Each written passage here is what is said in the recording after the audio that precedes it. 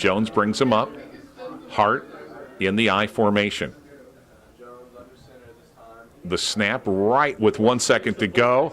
The handoff is to Brady Deering, and Deering very, very close to a touchdown. I think they're going to spot the ball about the 1 yard line. We're in Fishers, Indiana, home of the Hamilton Southeastern Royals with Jay Baker. Thanks for joining us, Jay. Hey, it's a pleasure to be with you. And yes, we are actually at Clarion Health Field, and this is a big deal. You got field turf down here. A lot of small colleges don't have a stadium as nice as this. And, I've been fortunate to cover the Hamilton Southeastern Royals. They've had a spectacular run. It's just been a lot of fun. So, yeah, who would have expected an old broadcasting guy to be out here at this high school football stadium? But here we are. And Jay Baker, in the next phase of your broadcasting career, play-by-play, football, you're really good at it, I got to say. I grew up listening to you on the radio, Q95, WZPL. Now it's sports. So how'd that transition happen for you? Well, I am probably the worst traditional sports guys because there's so many guys that, they've got every box score memorized, the whole thing.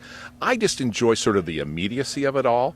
And, in our business, you're in a situation where, quite frankly, traditional broadcasting has changed so much. The traditional opportunities have kind of gone away. Mm-hmm. So this is my new midlife crisis. It's called play-by-play, and I really enjoy it.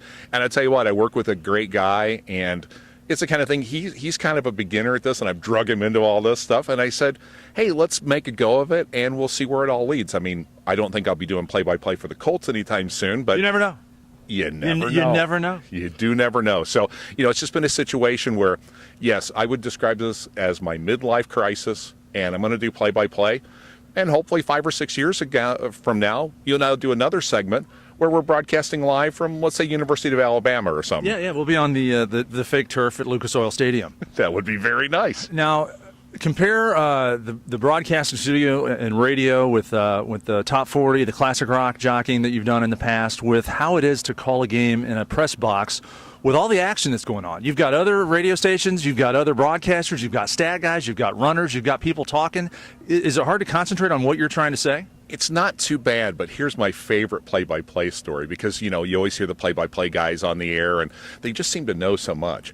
I always love it because at all these high school stadiums, you can always hear the stadium announcer. So you go, Smith runs to the 6. And then you hear the stadium announcer, Smith to the 7. And you're like thinking, it's like this voice of God. You're wrong. I'm right. So it's kind of funny.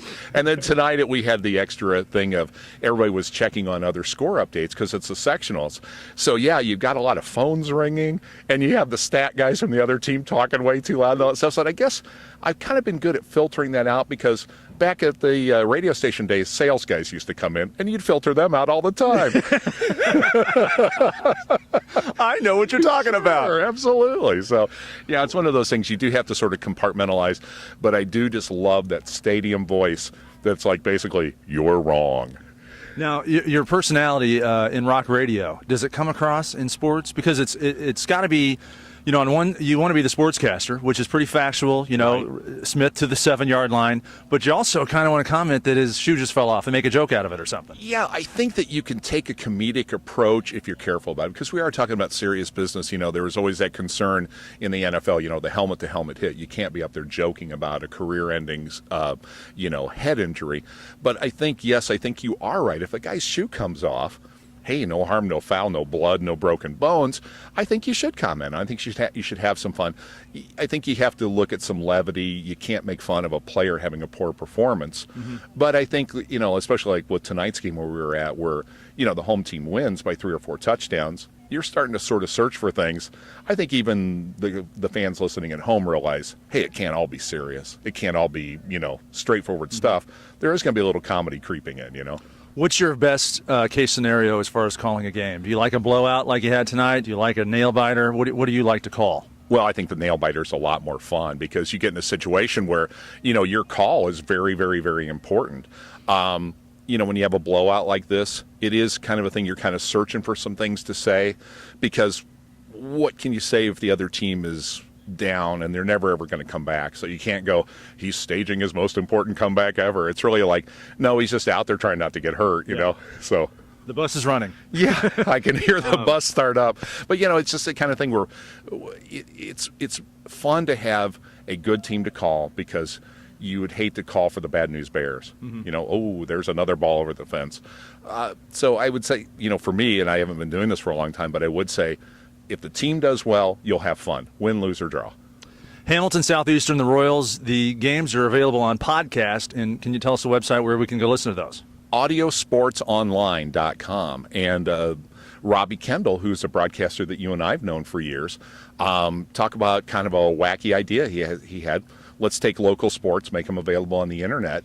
I first became acquainted with this by doing the play-by-play for Plainfield High School, and I was amazed. I mean, Adam, sometimes there'd be 200 or 300 people listening to your broadcast of the game on the internet, which you're thinking, wow. I mean, that's kind of a surprise. Yeah. And you and I both know if that game were on AM, there'd be less people listening. So in a way, it was better than being on radio. It was, the same, only different, as we like to say.